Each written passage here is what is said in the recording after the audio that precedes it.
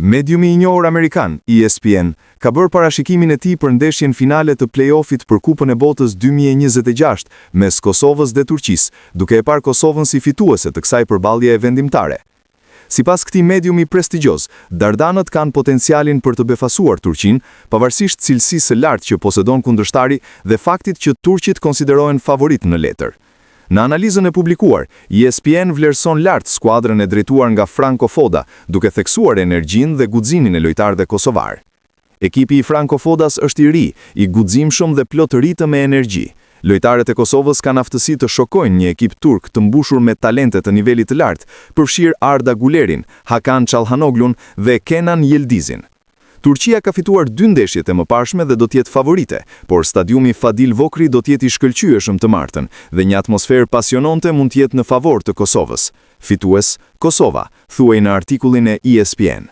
Ndër të tjera, mediumi amerikan veçon edhe faktorët jashtëfushe, duke nënvizuar rëndësinë e atmosferës në stadiumin Fadil Vokri Stadium, e cila pritet të jetë një shtysë e madhe për vendasit. Kjo përballje konsiderohet historike për Kosovën, pasi një fitore ndaj Turqisë do t'i siguronte kualifikimin në Kupën e Botës 2026, duke shënuar një arritje të jashtëzakonshme për futbollin kosovar.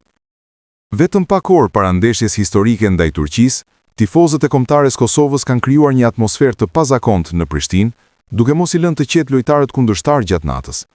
Pas mesnatës, pranë hotelit ku është akomoduar përfaqësuesja turke, janë dëgjuar shpërthime fishek zjarrësh dhe disa brohoritje nga tifozët vendas i Kosovës.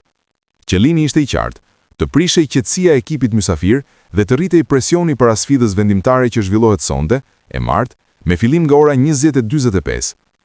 Ngjarja ka krijuar shumë diskutime në rrjetet sociale, ku tashmë videot e fishek zjarrëve kanë filluar të shpërndahen në të gjitha mediat. Pavarësisht kësaj nate të trazuar, mbetet për tu parë se si do të ndikojë kjo situatë në paraqitjen e Turqisë në fushë, në një përballje ku çdo detaj mund të bëjë diferencën. Ndërkohë, në Fadil Vokri, gjithçka është gati për një mbrëmje historike, ku pritet një atmosferë elektrizuese dhe një duel i zjarrt për një vend në Kupën e Botës 2026. Kosova do të presë Turqinë të martën, më 31 mars prej orës 20:45. Kjo ndeshje është e vlefshme për finalen e play-off në rrugën drejt botrorit. FIFA jep 9 milion euro, ose ndryshe mbi 10 milion dollar, për çdo përfaqësuese që merr pjesë në botrorin 2026. Federata e futbollit të Kosovës asnjëherë nuk ka fituar një shifër të tillë, që mund të investohet në futbollin vendas dhe jo vetëm. Avantazhi i Kosovës është se ndaj Turqisë do të luhet në stadiumin Fadil Vokri. Për këtë, mbështetja e tifozëve do të luajë po ashtu një rol të rëndësishëm.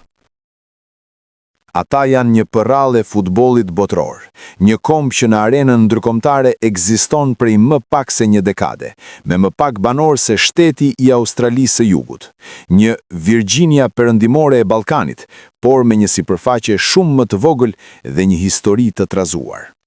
Kosova, që dikur konsiderohej një skuadër modeste, sot është vetëm një ndeshje larg pjesëmarrjes së parë historike në Kupën e Botës. Një vend në grupin D i pret, për krah Australisë, Paraguajit dhe bashkëorganizatorëve, SBA-s. E vetmja pengesë qëndron përpara tyre, një ndeshje vendimtare gjithçka ose asgjë ndaj Turqisë, që do të luhet në shtëpi, në Prishtinë. Kjo përballje përfaqëson kulmin e një fushate kualifikuese që është kthyer në një thirrje të fuqishme për optimizëm dhe krenari kombëtare. Trajneri i Kosovës, Franco Foda, deklaroi se ndeshja do të tërhiqte deri në 100.000 tifoz, pothuajse gjysmën e popullsisë së kryeqytetit, nëse stadiumi Fadil Vokri do të kishte kapacitet për t'i pritur të gjithë.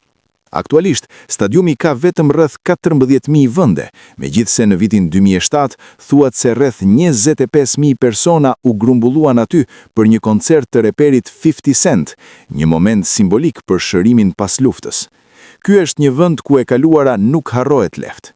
Jo shumë larg stadiumit, një stacion policie u bombardua nga NATO gjatë luftës së viteve 1998-1999. Ndërkohë, në veri të vendit, tensionet me Serbinë vazhdojnë ende të jenë të pranishme. Për një vend si Kosova, futbolli ka një kuptim shumë më të thellë se sa thjesht loja. Ish ansori i përfaqësueses Elbasan Rashani, i cili ka zhvilluar 29 ndeshje me Kosovën nga viti 2016 deri në 2024, shprehet: Si kombëtare, ne u bëm simbol që gjithçka është e mundur. Ne treguam rrugën për popullin e Kosovës për t'u njohur.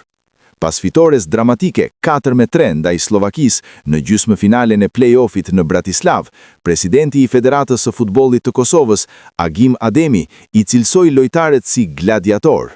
Fitoria u festua me fishekëzjare në rrugët e Prishtinës dhe me reagime të shumta në rrjetet sociale. Slovakia, ashtu si Serbia, nuk e njeh pavarësinë e Kosovës, dhe siç u theksua me ironi, asnjëra prej këtyre skuadrave nuk do të udhtojë drejt Amerikës këtë verë. Megjithse Kosova është më pranë se kurrë realizimit të ëndrrës, trajneri Foda ka bërë thirrje për qetësi. Tifozët tanë janë shumë emocional, por duhet të jemi të kujdesshëm dhe të mos lejojmë veten të bëjmë gabime. Suksesi arrihet vetëm duke ruajtur qetësinë.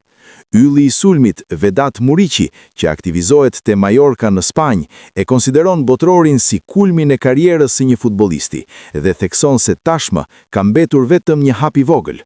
Mund t'u sjellim lumturi të gjithë njerëzve në Kosovë. Megjithatë, përballë tyre qëndron një kundërshtar shumë i fortë, Turqia, e renditur e 23-ta në botë. Muriqi shton: ne i njohim cilësitë e Turqish, janë një ekip më i fortë se Slovakia, por njohim edhe dobësitë e tyre.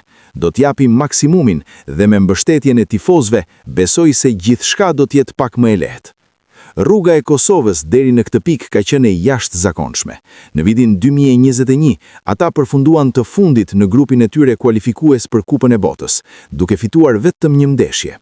Para shtrodhit për edicionin 2026, Kosova renditej në vendin 99 në botë, madje edhe pas skuadrave modeste si Luksemburgu. Ata konsideruan favoritët e fundit në një grup me Suedin, Zvicrën dhe Slovenin. Kualifikimi duke i pothuajse i pamundur, sidomos pas humbjes 4-0 në Bazel në ndeshjen e parë.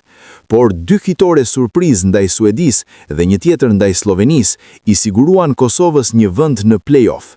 Një pjesëmarrje në Kupën e Botës do të ishte një arritje historike për një shtet që shpalli pavarësinë në vitin 2008 dhe që u pranua në FIFA dhe UEFA vetëm në vitin 2016. Historia e kësaj skuadre është e lidhur ngushtë me diasporën. Rashani, i lindur në Suedi dhe i rritur në Norvegji nga prindrit kosovar, që u larguan nga vendi në vitin 1992, ishte pjesë e brezit që hodhi themelet e kombëtares. Gjithmonë kemi besuar, thot ai.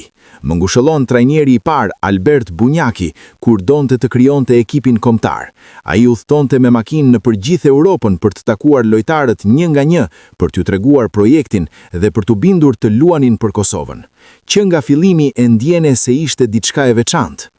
Kosova ishte vetëm 90 minuta larg kualifikimit për Euro 2020, por poshtë 2-1 nga Maqedonia e Veriut në një ndeshje play-off ku mungesat për shkak të Covidit ndikuan ndjeshëm.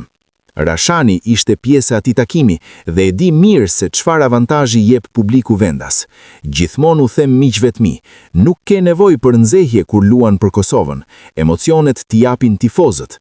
Këtë herë, ai do të ndjek ndeshjen si tifoz nga Australia, duke u zgjuar para orës 5 të mëngjesit. Njerëz nga e gjithë bota që kanë një lidhje me Kosovën do të ndjekin këtë ndeshje. Është një sfidë gjigande për ne dhe shpresojmë ta bëjmë realitet.